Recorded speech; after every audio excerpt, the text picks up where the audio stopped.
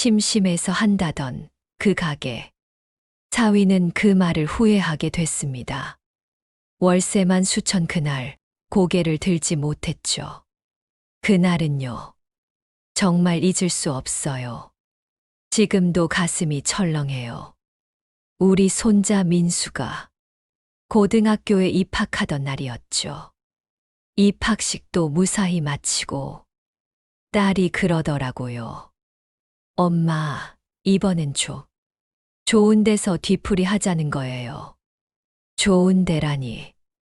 저는 그냥 집에서 하자고 했어요. 근데 사위가 나섰죠. 어머니, 민수 친구들, 부모님들도 다 오시는데 제대로 해야죠. 그래서 결국 시내 한복판에 있는 그 비싼 레스토랑에서 모이게 됐어요. 사실 걱정이 됐죠. 저 같은 사람, 그런데 가도 되나? 반찬 가게 하는 내가 말이에요. 그래도 손자 얼굴에 기쁨을 주고 싶어서 평소보다 더 깔끔하게 입었어요. 그런데요. 사위가 절 보더니 표정이 확 굳는 거예요. 그리고는 조용히 제 귀에다 속삭이더라고요. 어머니, 차림새가 좀. 그 말 한마디가 가슴을 찢는 칼 같았어요. 말로 베인 줄도 몰랐죠. 손자가 보고 있었거든요. 그 앞에서 그런 말을 듣다니 민수에게 부끄러운 할머니가 된 것 같아.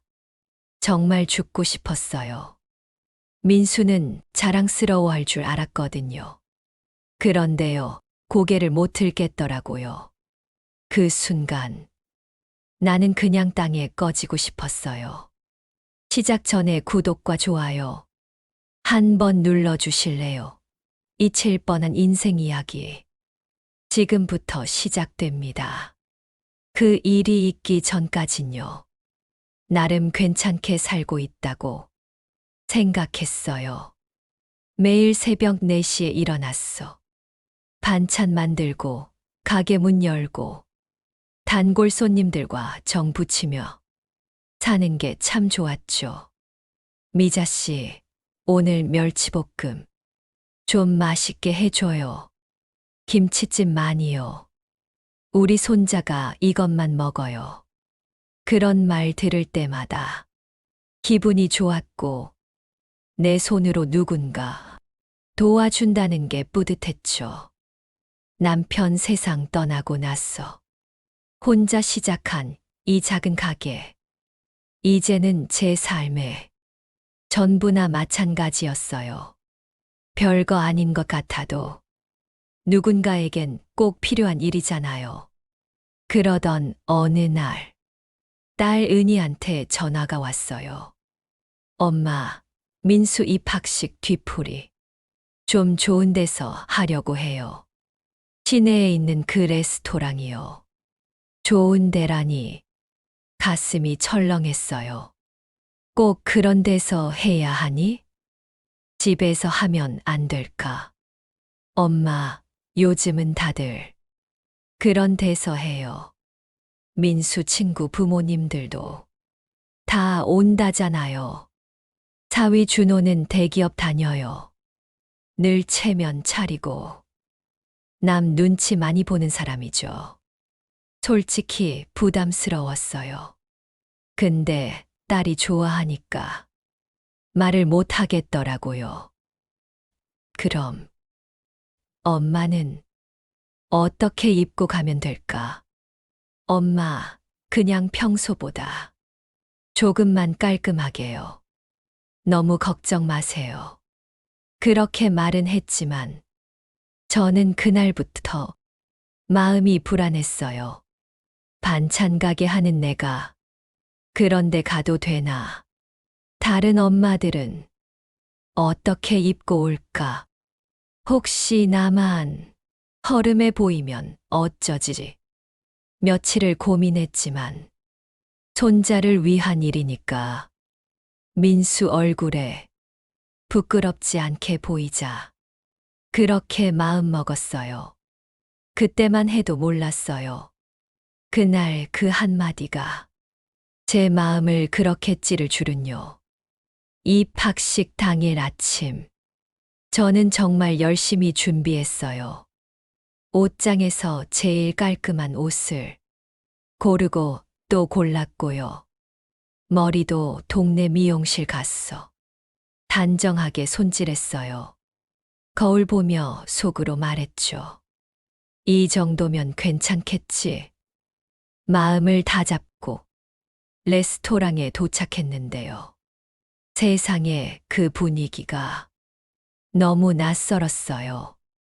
다른 학부모들은 화려하게 차려입고 있었고, 브랜드 옷, 비싼 가방, 반짝이는 액세서리까지. 마치 패션쇼장 같았어요. 전 그 안에서 혼자만 검소해 보였죠. 나름 깔끔하게 입었는데 어딘가 어울리지 않더라고요. 그때 다른 어머니들이 웃으며 인사하셨어요. 어머, 안녕하세요. 반가워요. 하지만 저는 작아지는 기분이었어요. 무슨 말을 해야 할지 입이 안 떨어지더라고요. 그때였어요. 사위 준호가 절 봤는데 표정이 굳어졌더라고요. 딱 봐도 마음에 안 든다는 눈빛. 어머니 오셨네요. 인사치곤 너무 건조했어요. 평소엔 상냥하던 사람이 목소리가 싸늘했어요. 오늘 중요한 자리인데 작게 날카롭게 말했죠. 그 말이 칼처럼 가슴에 박혔어요. 내가 여기 있으면 안 되는 건가? 그 생각이 들었어요. 다른 사람들은 몰라도 사위의 그 눈빛 하나로 모든 게 느껴졌어요. 왜 그렇게 입고 왔냐는 듯한 그 시선 절 아프게 했죠. 그 순간 민수가 옆에 와서 할머니 멋져요 하고 해맑게 웃어줬지만요. 저는 이미 마음속이 얼어붙었어요. 왜 이렇게 됐을까요? 손자를 위한 자리에 제가 짐이 된 것 같았어요. 식사가 시작되고 나서 학부모들끼리 자연스럽게 이야기를 나눴어요. 안녕하세요. 저는 수진이 엄마예요. 아, 반가워요. 저는 민수 할머니입니다. 처음엔 다들 정중하게 인사했죠. 그런데 시간이 지나면서 분위기가 조금씩 이상해지기 시작했어요. 어머님은 평소에 뭐 하세요? 한 분이 물으시길래 솔직하게 말했어요. 작은 반찬 가게 해요. 그 순간이었어요. 그 어머니 표정이 미묘하게 바뀌더라고요. 아, 반찬 가게요? 요즘 장사 힘드시죠? 고된 일이잖아요. 말은 친절했지만 그 눈빛은 아니었어요. 은근히 무시하는 눈빛이었죠. 다른 어머니들도 하나둘씩 끼어들었어요. 요즘 대형마트가 워낙 잘 돼서요. 그래도 용돈벌이쯤은 되시겠네요. 용돈벌이라니요. 가슴에 쿡 박히는 그 한마디. 저는요, 20년 넘게 그 가게를 지켜왔어요. 남편 떠나고 혼자서 딸 키우고 돈 벌고 제 삶 전부였는데요. 그런데 사람들 앞에서 그걸 용돈벌이라니. 그때 사위가 말했어요. 그냥 작은 가게예요. 어머니가 심심했어서 하시는 거예요. 그 말을 듣고 숨이 턱 막혔어요. 심심해서 한다고요? 내가 얼마나 죽기 살기로 살아왔는데 그 모든 세월이 그렇게 가볍게 무시당하다니.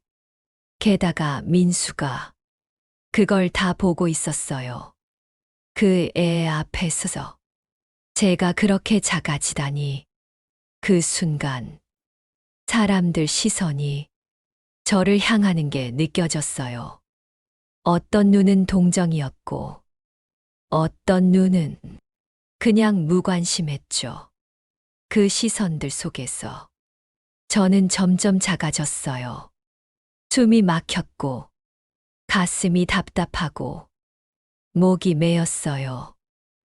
할머니, 민수가 조용히 제 손을 잡아줬어요. 그 작은 손이 따뜻했지만 더 이상은 견딜 수 없었어요. 왜 내가 이런 취급을 받아야 하나요? 평생 성실하게 살아온 제가 왜 여기서 이렇게 무시당해야 하는 거죠? 그 뒤로는요, 정말 한마디도 할 수가 없었어요. 입이 꼭 다물어지고 목에 뭐가 걸린 듯 말이 안 나오더라고요. 무슨 말을 해도 소용없을 것 같았어요. 식사 시간 내내 사람들은 자기 자랑만 했죠. 우리 애 아빠는 의사예요. 저희는 강남에 살아요. 이번에 외국 유학 보냈어요. 그 말들 사이에서 저는 조용히 숟가락만 들었어요. 낄 틈도 없고 낄 마음도 없었죠. 그런데 민수만은 계속 절 챙겨줬어요. 할머니, 이거 맛있어요. 할머니, 괜찮으세요?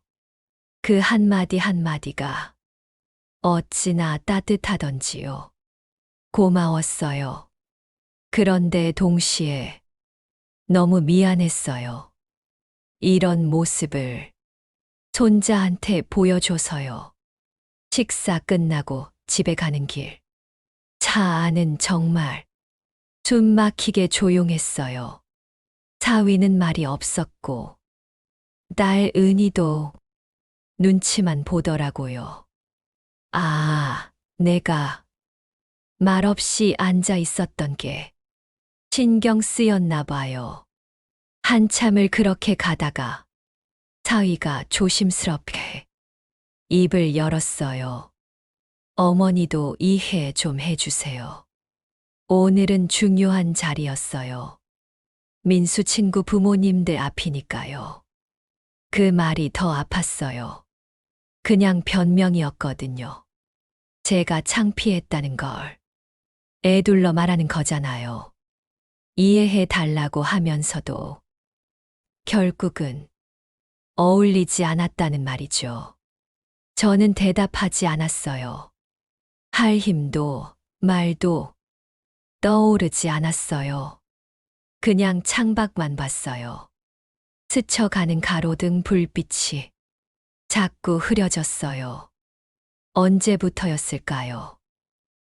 눈물이 고여 있었나 봐요. 집에 도착해서 차에서 내리는데 민수가 제 손을 꼭 잡아줬어요. 할머니, 오늘 정말 고생하셨어요. 와주셔서 정말 기뻤어요. 그 말 한마디에 눈물이 터질 뻔했어요. 이 작은 아이만이 제 마음을 진심으로 알아주는 것 같았어요. 어른들은 아무도 몰라요. 제가 얼마나 상처받았는지요. 그 뒤로 며칠은요. 정말 입 꾹 닫고 살았던 것 같아요. 가게에서 일하면서도 자꾸 그날이 머릿속에 떠올랐어요. 사위의 눈빛, 다른 어머니들 시선, 그리고 그 말, 심심해서 하시는 거죠. 그 말이 계속 귓가에 맴돌았어요. 단골 손님들이 와도 예전처럼 반갑게 인사를 못 하겠더라고요. 미자 씨, 요즘 왜 이래요? 기운이 없어 보여요. 춘자 할머니가 걱정스럽게 물어보셨어요. 아니에요. 괜찮아요. 입으론 그렇게 말했지만 마음은 아니었어요.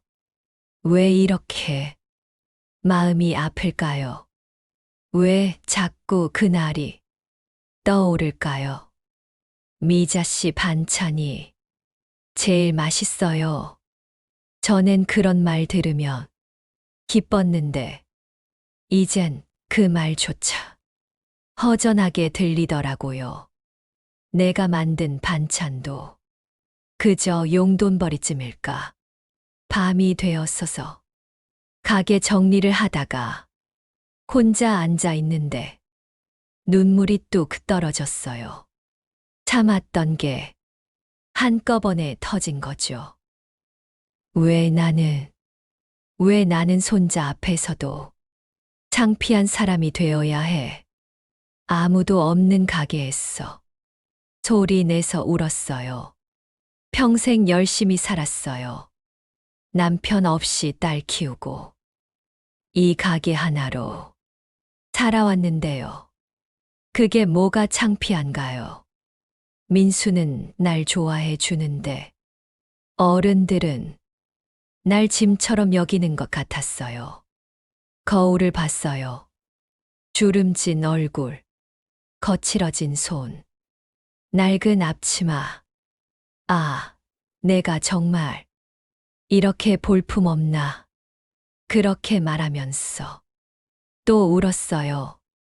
민수한텐 자랑스러운 할머니가 되고 싶었는데 그날 이후 계속 마음속에서 이런 생각이 맴돌았어요.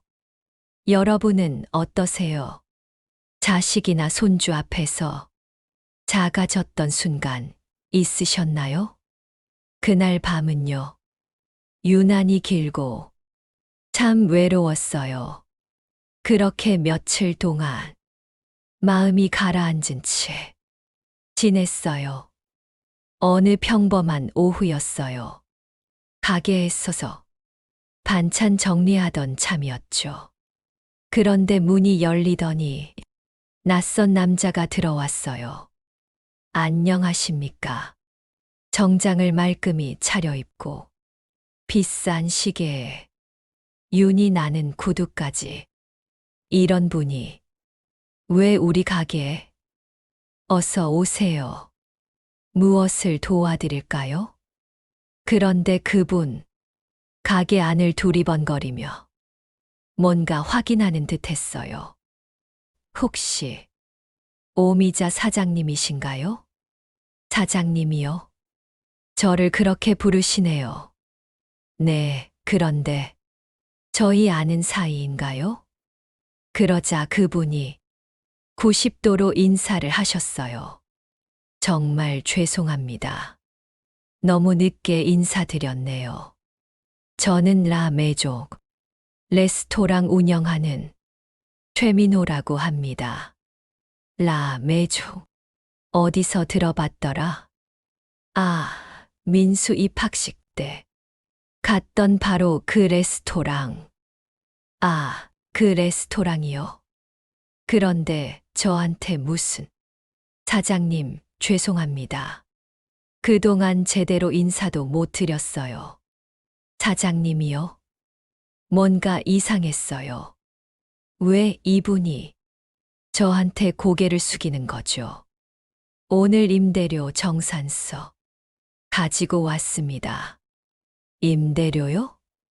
건물주한테 주는 그냥 받아봤는데요. 서류에 적힌 이름이 제 이름이었어요. 그 고급 레스토랑이 있는 건물의 주인이 바로 저였던 거예요. 이게 뭐죠? 사장님 몰랐나요? 2층, 3층 전부 사장님 소유인데요. 그 순간 문득 생각났어요. 남편이 떠나기 전 했던 말이요. 미자야, 시내에 건물 몇 채 있으니까 걱정 말고 살아. 관리업체에 있어서 알아서 다 해줄 거야. 그땐 너무 슬펐어. 제대로 듣질 못했죠. 그 후 매달 돈이 들어오긴 했는데 보험금인 줄만 알았어요. 사장님 덕분에 저희가 장사할 수 있어요. 정말 감사합니다. 그 말 듣는 순간 모든 게 달라 보였어요. 그 레스토랑 사장님이 서류를 들고 왔어요. 보고도 믿기지가 않았어요. 시내 건물 세 채가 제 이름으로 되어 있었거든요.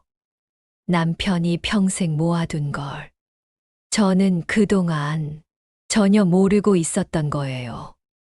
사장님, 따님이나 사위분께는? 아니요.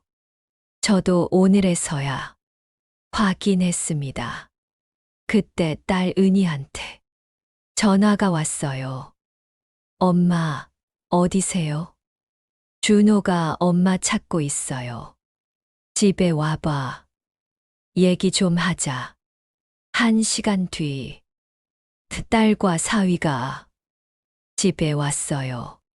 사장님도 함께 오셨어요. 어머니, 이분은? 사위가 의아한 얼굴로 묻더군요. 라 메종 레스토랑 운영하는 최민호입니다. 어머님께 인사드리러 왔습니다. 그러더니 서류를 꺼내셨어요. 사위님, 모르셨죠? 어머님이 저희 건물 주인이세요. 딸과 사위, 입이 떡 벌어졌죠. 어머니, 이게 무슨, 나도 오늘 알았어. 아버지가 남겨둔 거야. 사위는 서류를 들여다보다가 얼어붙었어요. 임대료만 해도 매달 수천만 원씩 나오는 건데요. 어머님, 정말 죄송합니다. 사위가 고개를 푹 숙였어요. 며칠 전 제가 실례를 했어요. 그렇게 말씀드려서 목소리가 떨렸죠. 그제야 자기가 무슨 짓을 했는지 알았던 거예요. 딸도 놀라서 말했어요. 엄마, 왜 말씀 안 하셨어요? 굳이 말할 이유 있니? 자랑하려고 산 게 아니야. 저는 담담하게 말했어요. 검소하게 사는 게 좋았어. 그렇게 산 거야. 남 눈치 보며 부자 흉내 낼 필요는 없잖니. 사위가 연신 고개를 숙였어요. 앞으로 잘하겠습니다. 어머님께 정말 죄송합니다. 됐다. 지나간 일이야. 그런데요. 정말 감동적인 건 그 다음이었어요. 며칠 뒤 민수가 전화했거든요. 할머니, 아빠가 그러는데 할머니 우리 동네에서 제일 부자래요. 진짜예요. 부자긴 그냥 할아버지가 모아두신 거지. 저는요, 할머니가 부자든 아니든 상관없어요. 할머니가 최고예요. 그 말 듣는 순간 가슴이 뭉클했어요. 돈이 사람을 값지게 만드는 게 아니에요. 사람답게 당당하게 사는 게 진짜죠. 민수가 말했어요. 이제야 우리 진짜 할머니 알겠어요. 사위도 완전히 달라졌어요. 이젠 절 진심으로 존중해줘요. 반찬 가게도 어머님의 소중한 일이라며 응원해줘요. 저는 지금도 새벽 4시에 일어나 반찬 만들어요. 돈이 있어도 이 일이 좋아요. 이게 제 인생이니까요. 무엇보다도요. 이젠 확실히 말할 수 있어요. 저는 부끄러운 할머니가 아니에요. 민수가 자랑스러워하는 진짜 할머니예요. 이 이야기가 좋았다면 한 번쯤 공유해 주세요. 누군가에게 진짜 위로가 될 수 있으니까요.